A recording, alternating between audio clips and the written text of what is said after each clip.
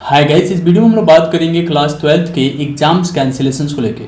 पहले सीबीएसई कहता आ रहा था कि हम एग्जाम्स कैंसिल कर चुके हैं, जो आप लोगों ने ईमेल्स किया था, जो कि ये तो अच्छा था कि मैंने आप लोगों को वीडियोस में पहले ही कहा था कि इस पर्सन्स को मेल करो एंड पूछो। आप काफ़ी बच्चों ने, लाइक 100 से ऊपर बच्चों ने ऐसा ईमेल किया था एंड पूछा भी था, क्योंकि ईमेल्स में रिटन प्रूफ आता है। इसलिए मैंने आपसे कहा था, क्योंकि फ़ोन पे तो सब कोई पूछ लेता है और वो कॉल रिकॉर्डिंग्स होता है, वहाँ पे एक तरह का ऑथेंटिक प्रूफ नहीं मिल सकता, लेकिन ईमेल जो आते हैं वो ऑथेंटिकली आ रहा है तो उसे प्रूफ के तरीके कंसिडर किया जा सकता है। तो सीबीएसई अभी तक कहता आ रहा था कि हमने एग्जाम्स कैंसिल कर दिया, बट अब जो परसों सर्कुलर आया था उसमें बताया गया कि हम प्राइवेट वालों के एग्जाम्स लेंगे, मतलब इंप्रूवमेंट कंपार्टमेंट में है या फेलियर है उनके एग्जाम्स हम लेंगे।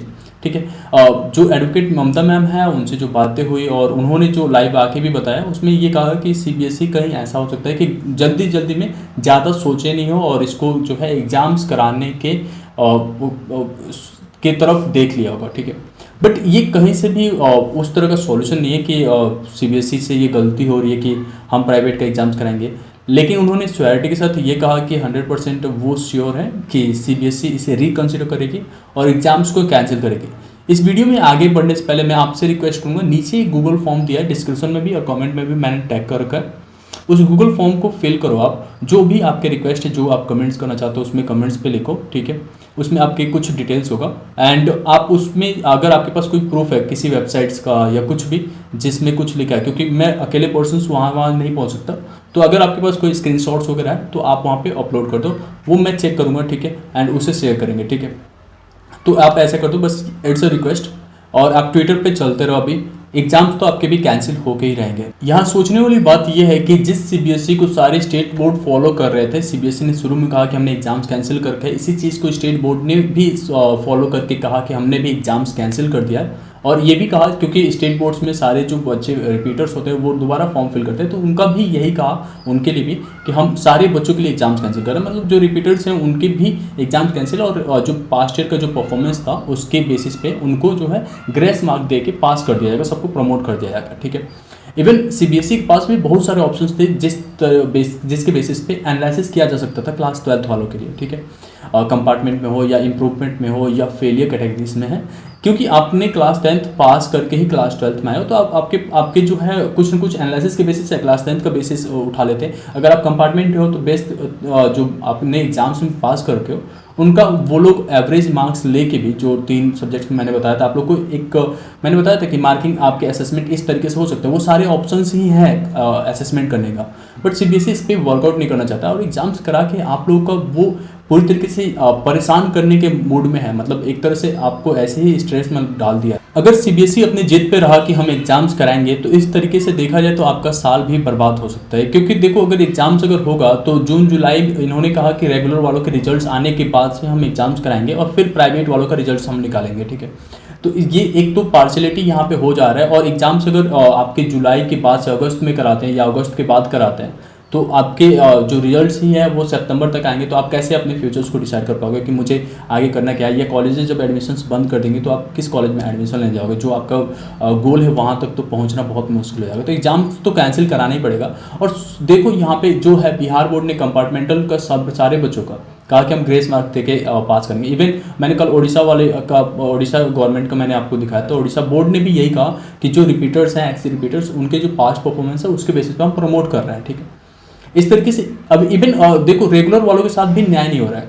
आप लोग को पता है 11th क्लास में अच्छा परफॉर्म नहीं करते बच्चे, बट 11th क्लास के भी मार्क्स को 30% कंसिडर किया गया है रेगुलर वालों के साथ भी। तो सीबीएसई किस तरीके से चल रहा है वो चीज़ें समझना मतलब बहुत ही मुश्किल। सबसे बड़ी जो कमी दिख रही है सीबीएसई की तरफ से भी कि अभी तक इतने सारे ट्वीट्स हम लोगों ने कर चुके, इतने सारे लोगों ने रिक्वेस्ट किया और सीबीएसई प्राइवेट एग्जाम्स के कैंसिलेशन को लेकर, लेकिन कोई भी अभी तक आगे नहीं आया जो बता सके और सीबीएसई की तरफ से ऑफिशियली कि हम इसको रिकंसिडर करेंगे और इसके ऊपर सोचेंगे। या अगर हमने कहा एग्जाम्स कराने के लिए, किस बेसिस पे कह रहे हैं एग्जाम्स कराने के लिए, इसको मतलब एक फुल प्रूफ दो कि हाँ इस बेसिस पे हम एग्जाम्स करा रहे हैं। तो अभी तक ना गवर्नमेंट्स की तरफ, ऑफिशियल की तरफ से, एजुकेशन मिनिस्टर की तरफ से भी या सीबीएसई की तरफ से कोई भी पर्सन अभी तक आगे नहीं आया और ये बच्चों को बार बार जो है परेशान करने के ऊपर लगे हैं। इतने सारे ट्वीट्स मिलने के बाद भी किसी को भी खबर लग जाती है कि इस पर कुछ ना कुछ रिस्पॉन्स दे देना चाहिए और बच्चों को है थोड़ा सा रिलैक्स होने के लिए इतना कह देना चाहिए कि इसको रिकंसिडर करना चाहिए। ठीक है। बट इनको जो है पता नहीं किस तरीके से जो चीज़ें ये चल रहा है, क्या सिस्टम्स बना रखा है कि जो है जो प्रायोरिटी होनी चाहिए, जो हमारा फ्यूचर है, आप लोग फ्यूचर्स हो इस देश का, आपकी जो बातें हैं, आपके कंसर्न है, उसको सुनने के भी ये लोग कुछ रूल्स या रेगुलेशंस नहीं बना पाए। आप लोगों के लिए कुछ राहत की न्यूज़ है कि एडवोकेट सुप्रीम कोर्ट के जो ममता मैम है, अनुभा मैम है और अभिषेक सर हैं, ये लोग सामने आए हैं और इन्होंने जो है PIL ऑलरेडी दायर कर दिया है सुप्रीम कोर्ट में। तो इस पर रिकन्सिडर किया जाएगा और इससे स्ट्रांगली आगे जो है मुद्दा उठाया जाएगा सुप्रीम कोर्ट में, ठीक है। तो ये चीज़ें CBSE इस पर रिकन्सिडर कर सकता है और चांसेस बहुत ज़्यादा है कि एग्जाम्स आपके कैंसिल हो जाए। लेकिन जब तक कैंसिल नहीं हो जाता तब तक हम लोग उस चीज़ को नहीं ले सकते, ठीक है। तब तक हमें कोशिश करना ही पड़ेगा कि CBSE इस बात पे आके कैंसिल करे, ठीक है। आप लोगों को कुछ फैक्ट्स एंड फिगर्स बताता हूँ। हर साल जो क्लास 12th में अपियर होने वाले students, all state board, CBSE, ICSE सारे बच्चों को मिला के अबाउट 1.5 करोड़ बच्चे होते हैं। मतलब लास्ट ईयर में 1 करोड़ और 40 लाख के आसपास बच्चे अपियर होते हैं क्लास 12th में। आप सोच सकते हो कि आपके जैसे बच्चे 1 करोड़ 40 लाख क्लास 12th में अपियर होते हैं और इस साल ये सारे बच्चे पास हो रहे हैं।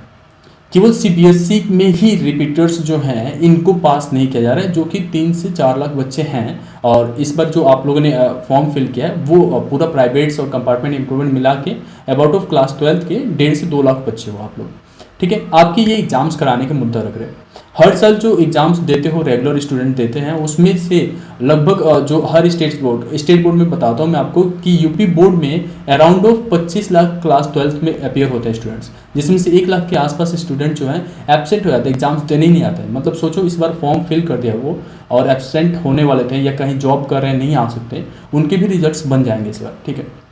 बट यहाँ पे जो CBSE में भी ऐसा होता है, 30 से 40 हज़ार स्टूडेंट जो है हर साल एब्सेंट होते थे, बट इस बार उनके रिजल्ट्स बन रहे हैं। बट यहाँ पे मुद्दा ये है कि जो बच्चे लाइक पिछले साल एग्जाम्स दिया था, 1 साल पूरा गैप करके पढ़ाई भी कर रहे हैं, अब इनका ये एग्जाम्स कराना चाहते हैं इस पैंडेमिक में, जहाँ पे अभी थर्ड वेव जो है हमारा स्ट्रांगली अभी आने वाला है। मुंबई में डॉक्टरों ने अराइज कर दिया है बातें कि अब आपको बचना फिर से शुरू करना पड़ेगा क्योंकि थर्ड वेव जो है हिट करने वाला है, ठीक है। इस तरीके से देखा जाए इवन और सारे बोर्ड्स जो हैं जहाँ पे थोड़े कम, क्योंकि सबसे ज़्यादा जो स्टूडेंट्स जो हैं देखते हैं तो सबसे ज़्यादा यूपी में स्टूडेंट्स हैं अबाउट ऑफ 25 लाख और 10th वालों में 35 लाख, मतलब 50-60 लाख बच्चे जो है बोर्ड के एग्जाम देते हैं। ये सारे हो चुके कैंसिल। उसकी वजह से बिहार बोर्ड में भी 15 लाख के आसपास बच्चे हैं, उनके भी कैंसिल। CBSE बोर्ड में 15 लाख के ऊपर स्टूडेंट्स हैं, इनके भी कैंसिल। बट यहाँ पे जो कंपार्टमेंट वाले हैं इनको क्यों ये लोग मतलब पार्सलिटी कर रहे हैं, ये चीज़ें समझ नहीं आ रहा। और एक्चुअल में मुद्दा क्या है, ये आगे इस तरीके से क्यों और थोड़ी सी जो है कभी कह रहे हैं कि एग्जाम्स कैंसिल है और फिर आके कह रहे हैं एग्जाम्स हम लोग कराएंगे, क्या चीज़ है? क्या इनका कोई ऐसा सिस्टम नहीं बन सकता कि एनालिसिस हो पाए कंपार्टमेंट और या इम्प्रूवमेंट स्टूडेंट्स के लिए भी? यहाँ पे ये भी तो हो सकता है जो बच्चे लाइक इम्प्रूवमेंट से जो भी प्रमोट हो रहे हैं वो अगर अपने नंबर से खुश नहीं है, उनको जो है एक तरीके से दोबारा मौका आप दे रहे हो जब एग्ज़ाम्स कंसिडर कराने का टाइम आएगा, ठीक है। तो वो टाइम तो आप दे ही रहे हो, तो इस समय पे प्रमोट तो यहाँ पे CBSE एक ऐसा बोर्ड है जहाँ पे पासिंग परसेंटेज जो होता है 90% के आसपास है। मतलब पिछले साल 12th में स्टूडेंट्स 90% पास हुए थे। मतलब समझो कि केवल 10 लाख भी बच्चे अपियर हुए हैं तो 1 लाख बच्चे फेल होते हैं या कंपार्टमेंट में अपियर होते हैं, और 10th वालों को मिला के ऐसा होता है, ठीक है। और मतलब इससे ज़्यादा ही रहते हैं बच्चे जिसमें कंपार्टमेंट्स ये पास होने का और इम्प्रूवमेंट में अपियर होने का मिला उला के 2 लाख के आसपास बच्चे जो हैं प्राइवेटली फॉर्म फिल करते हैं अगले साल के लिए, ठीक है। इतना है। लेकिन स्टेट बोर्ड जहाँ पे स्टेट बोर्ड है, यूपी बोर्ड है, जहाँ पे थोड़ी सी पढ़ाई की लेवल थोड़ी डाउन रहती है, मतलब टीचर्स की अवेलेबिलिटी और आप लोग समझ सकते हो, ठीक है। यहाँ पे अबाउट ऑफ जो रिजल्ट्स हर साल बनते हैं वो 70 to 75% बनते हैं। सारे स्टेट बोर्ड्स की मैं बात कर रहा हूँ, ठीक है। जो महाराष्ट्र बोर्ड हो, गुजरात बोर्ड हो, या कोई भी बोर्ड हो, वहाँ पे जो फेल परसेंटेज है वो ज़्यादा है। ज़्यादा बच्चे रेगुलर स्कूल नहीं कर पाते हैं, वो फेल होता है। बट इस बार ये सारे बच्चे प्रमोट हो रहे हैं, मतलब कि इनको जो है एक जनरल मार्किंग दी जाएगी। इवन काफ़ी जो आपने देखा होगा स्टेट बोर्ड्स ने सारे ये कहा कि अगर क्लास 12th का बच्चा है उसे क्लास 10th के बेसिस पे हम मार्क्स देंगे। इवन जो है काफ़ी नेशनल बोर्ड जो NIS है, ICSE है, इन्होंने भी ये कहा कि जो बच्चे क्लास 12th में हैं और फेलियर में अपियर हुए थे उनका जो है क्लास 10th का मार्क्स का जो बेसिस है उसको उठा के हम दे देंगे क्लास 12th में। तो CBSE भी इसे रिकंसिडर कर सकता है। ये सारे सॉल्यूशंस है, मतलब हर एक प्रॉब्लम्स का सॉल्यूशन सबके पास अवेलेबल है। बट फिर भी ये मुद्दा कहाँ से कहाँ खींच रहे हैं कुछ समझ नहीं आ रहा है। आगे इस पे बात करते रहेंगे, ठीक है। आपके पास कुछ भी अगर आपके पास इन्फॉर्मेशंस है तो आप नीचे जो गूगल फॉर्म मैंने बता रखा है आपको उसे फिल कर दो। ये बहुत ही ज़्यादा हेल्पफुल होगा आगे जो है जो भी चीज़ें होने वाला है, ठीक है। Thank you so much.